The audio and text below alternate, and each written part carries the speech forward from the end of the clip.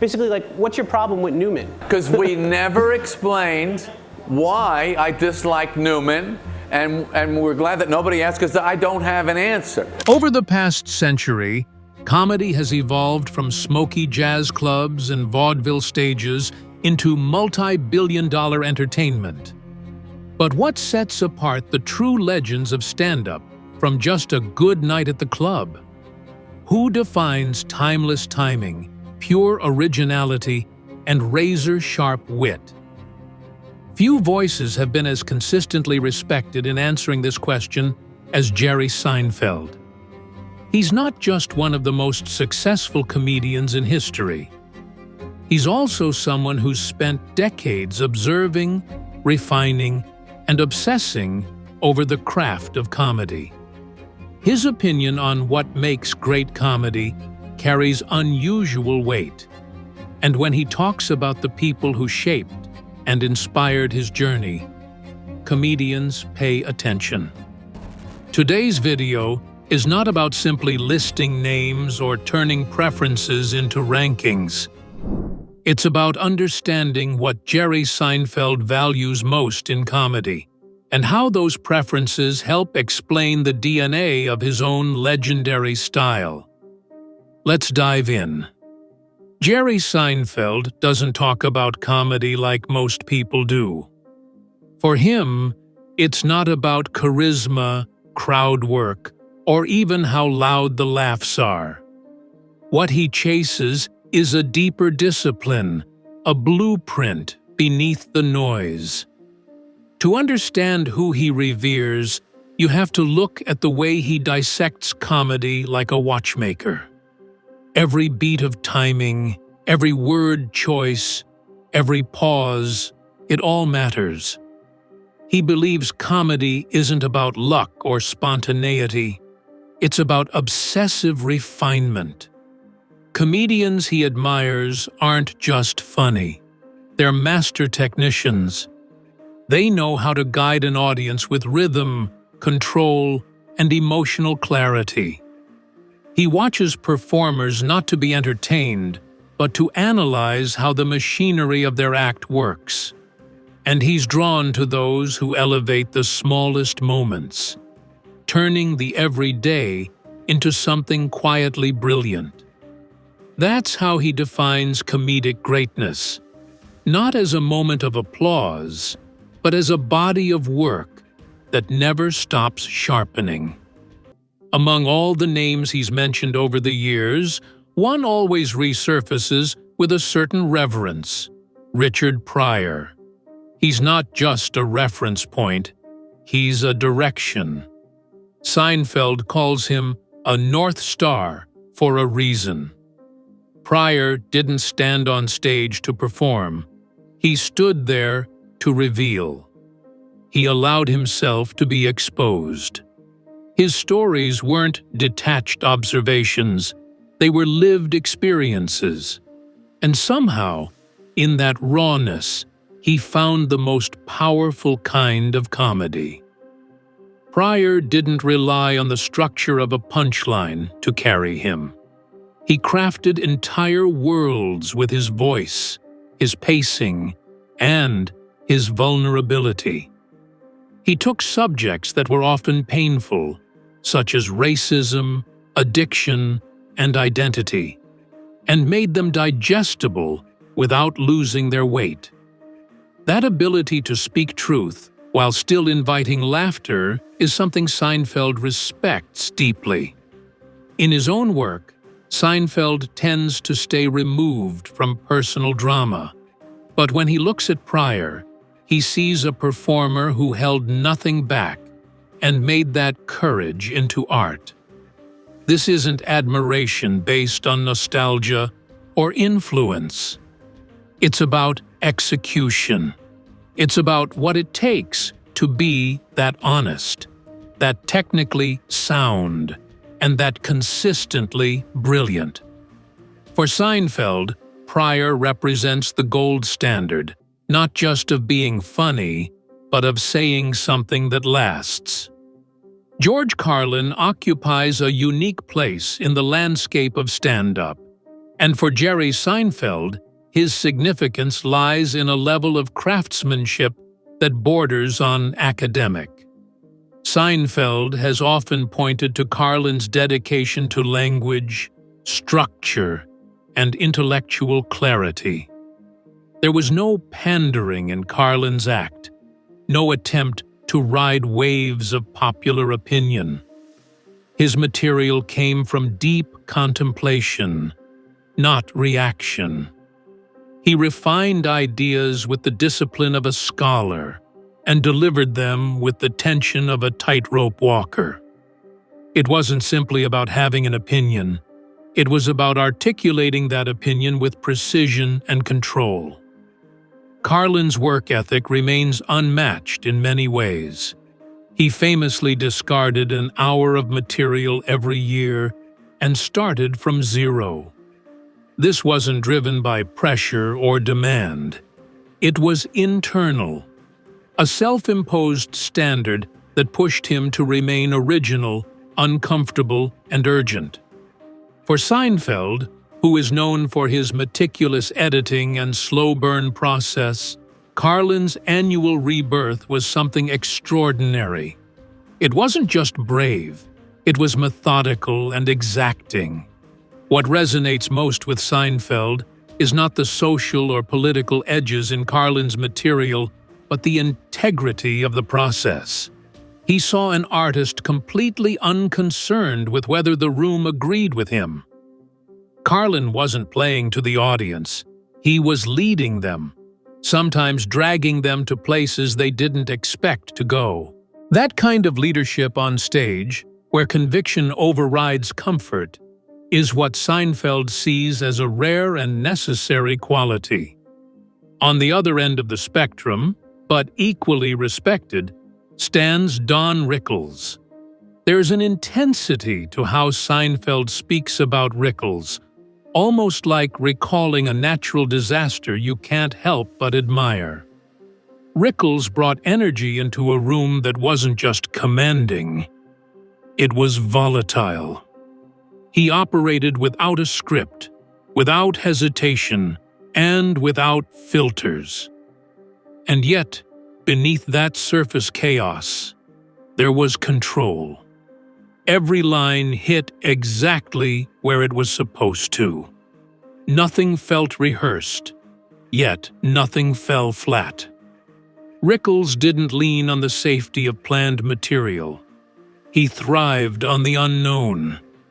That ability to remain sharp, fluid, and fearless in the moment is something Seinfeld deeply respects, even though it's a skill he admits he doesn't possess in the same way. For someone who writes, tests, and fine-tunes every beat, watching Rickles improvise a full set with surgical precision is both intimidating and awe-inspiring. What connects them both in Seinfeld's eyes is a kind of mastery. Carlin through structure, Rickles through instinct. Bill Cosby's influence on the craft of stand-up is something Jerry Seinfeld has openly acknowledged, even as he navigates the complex reality of Cosby's fall from grace. Seinfeld doesn't avoid the conversation. He confronts it with a kind of honesty that many public figures avoid. When he speaks about Cosby, it's not to defend the man, but to acknowledge the undeniable impact his work had on generations of performers, including himself. Cosby's control over long-form storytelling was nearly unmatched. His ability to take seemingly simple domestic topics and stretch them into layered, engaging narratives captivated audiences for decades. It wasn't about fast setups or quick laughs. He created entire atmospheres. Scenes unfolded slowly, drawing the audience into familiar but elevated slices of everyday life.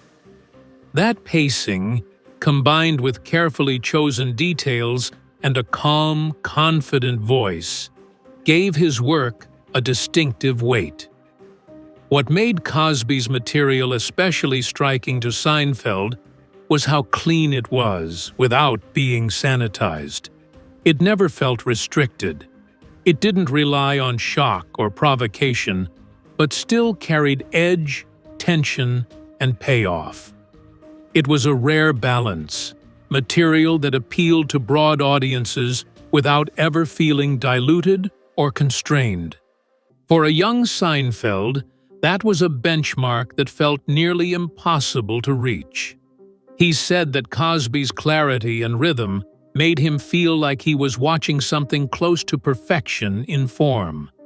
And for someone so focused on structure and timing, that kind of admiration carries serious weight.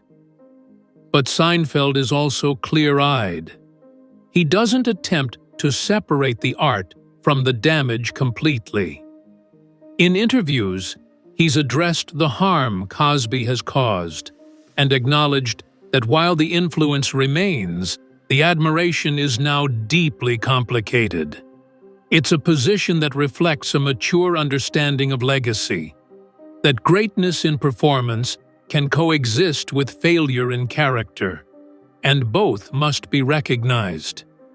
In contrast, Lenny Bruce occupies a different place in Seinfeld's perspective. Not someone he aspired to emulate stylistically, but someone he studied to understand the outer limits of what the stage could be used for. Bruce didn't aim for warmth or comfort. His material often challenged the audience instead of entertaining them, and that tension was exactly the point. Bruce's refusal to censor himself, even under legal threat, redefined the landscape for what comedians could say. He made space for everyone who came after him, whether they agreed with his methods or not. For Seinfeld, Bruce's greatest contribution wasn't his content, but his boldness. He shifted the role of the comedian from performer to commentator, from entertainer to social disruptor. In his early years, Seinfeld studied Bruce not for tone or content, but for possibilities. Watching Bruce was like being handed a map to uncharted territory. It showed what was possible when you let the work be bigger than the stage it was performed on. When Jerry Seinfeld reflects on the artists who shaped his creative identity, he rarely limits the conversation to the household names everyone expects.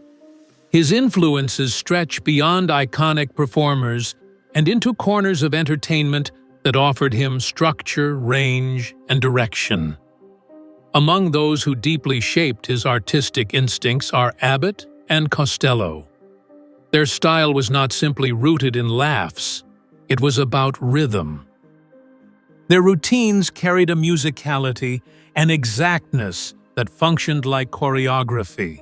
Seinfeld paid close attention to how timing drove their interactions, how setups were placed, not just for reaction, but for pacing. That influence found a second life in Seinfeld, the show, where rhythm often governed dialogue as much as content did. Monty Python offered a completely different impact. Their appeal for Seinfeld wasn't based on message or structure. It was the freedom they displayed. Python didn't ask the audience to make sense of every sketch. They created a language of nonsense that somehow made its own kind of sense. For Seinfeld, who tends to operate within tightly structured sets, Monty Python showed the value of unpredictability. It opened a mental door. Even the absurd, when committed to fully, can carry weight. Absurdity wasn't a rejection of craft. It was a reimagining of it. Then there are figures like Robert Klein and Jonathan Winters. These names often hover just outside mainstream conversation, but for Seinfeld, their contributions were foundational. Robert Klein brought a tone that was casual and observational, but always calibrated. He didn't look like he was performing in the traditional sense, which intrigued Seinfeld. There was no distance between performer and person. That seamlessness became part of Seinfeld's own pursuit, the illusion of effortless presence. Jonathan Winters, on the other hand, was pure spontaneity. Seinfeld didn't mirror that, but he studied it. Winters created universes in real time, pushing past logic and into invention. For a methodical writer like Seinfeld, that kind of im-contrast and andredom offered contrast and valuable perspective. It revealed another path, and, in doing so, clarified his own. And then there was Jerry Lewis, who occupied a space that demanded attention through sheer energy. Lewis was intensely in motion. His commitment to every bit, every gesture, was complete. Seinfeld, whose work often leans into restraint, saw in Lewis the power of physical conviction. It wasn't about mimicry. It was about witnessing how dedication to delivery, no matter the style, can elevate the work. Lewis didn't hold back. That commitment, even if in a completely different performance lane, offered Seinfeld an example of what total presence could look like. Each of these figures, though wildly different in tone and form, contributed something to Seinfeld's internal toolkit. They weren't all influences in the traditional sense. Some were counterexamples. Some were blueprints. Some simply offered a question. What do I want to keep? And what do I want to leave behind? But they all mattered. Their work gave him context. They marked out boundaries, exposed gaps, and laid down paths. Without them, the Seinfeld style, sharp, structured, and grounded, would have lacked its edges. Looking across the broad spectrum of these influences, certain patterns begin to stand out. The first is a shared respect for language. Whether it was Carlin slicing through concepts with scalpel-sharp precision, Bruce pressing against the edges of what was acceptable, or Cosby crafting narrative loops that built into quiet eruptions, the common thread was their command of words. Language, for them, wasn't just a medium. It was a mechanism. Seinfeld absorbed that. He speaks often about syllables, about placement, and about the weight of one word over another. That obsession didn't come from nowhere. It came from listening to artists who treated language not casually, but intentionally. Another shared element was a refusal to chase applause. What drew Seinfeld to these artists wasn't popularity or acclaim. It was their sense of self-containment. They worked from an internal compass. Their success was built on discipline, not adaptation. They didn't shift with the times, and they didn't dilute their approach for broader approval. That clarity of identity had a deep impact on Seinfeld. He has often said he never aimed to please everyone. Instead, he focused on his own standards, refining and delivering what felt honest to him. The hope, he says, is that if he does that well enough, others will find their way to it. There's also a pattern of longevity. The people who shaped Seinfeld most were those who managed to stay consistent while evolving. Their voices remained recognizable even as the world around them changed. That kind of staying power doesn't come from trends. It comes from craft. And for Seinfeld, who has spent decades refining a voice that never swings with fashion, that model has remained essential. Consistency is not about repetition. It is about clarity. And clarity comes from watching those who've done it before and learning exactly what made them last. In the end, these influences did more than shape Seinfeld's material. They shaped his ethic. They gave hlast, permission to focus on the work rather than the response. They gave him language, structure, and most importantly, standards. Not rules to follow, but bars to reach. Jerry Seinfeld's impact on the current landscape of stand-up is undeniable. He is no longer just the student studying the greats. He has become one of the names future generations dissect with the same reverence he once reserved for his own heroes. His influence is felt not only through his work, but also through the countless performers who have absorbed and adapted elements of his approach. For many, his career is a case study in discipline, restraint, and absolute clarity. John Mulaney often gets mentioned in the same breath when discussing modern observational performers. His material shares a similar foundation in careful structure and deliberate pacing. While their voices are distinct, the commitment to shaping each line until it lands precisely is something Mulaney openly respects about Seinfeld.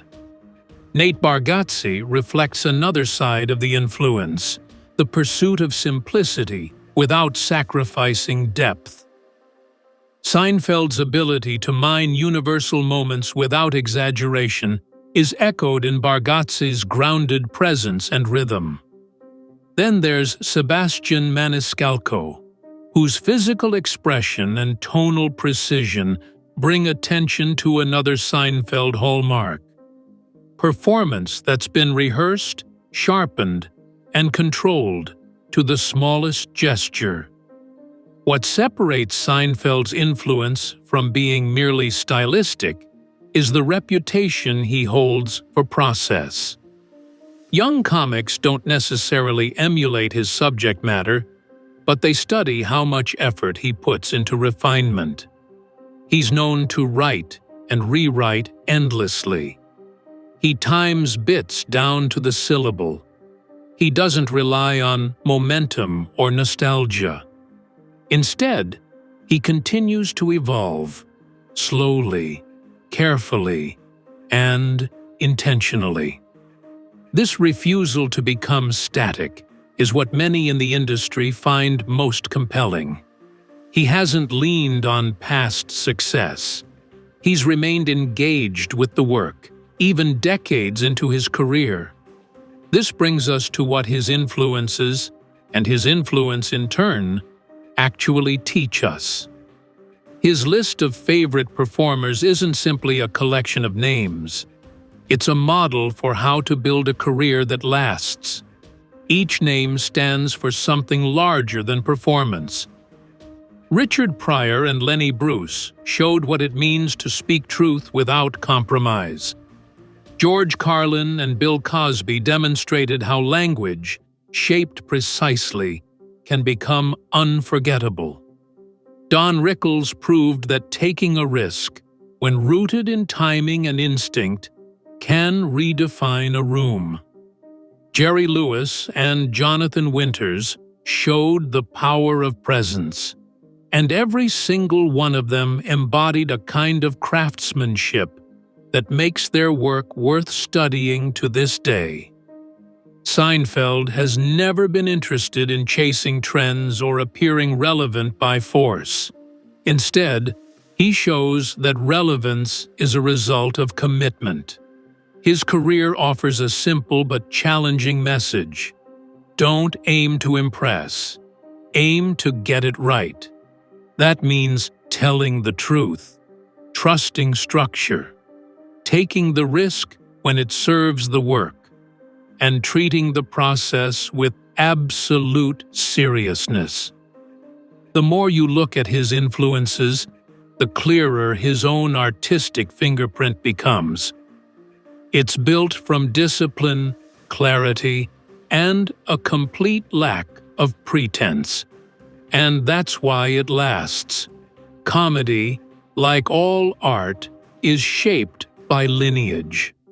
Jerry Seinfeld's favorites weren't chosen for popularity. They were chosen because each one taught him something vital about timing, truth, or tone. And now it's your turn. Which comedians shaped your sense of humor? Do you agree with Jerry's Mount Rushmore, or would you swap in someone else? Leave your thoughts in the comments. If you found this video insightful, give it a like. It helps the algorithm show it to more comedy fans like you.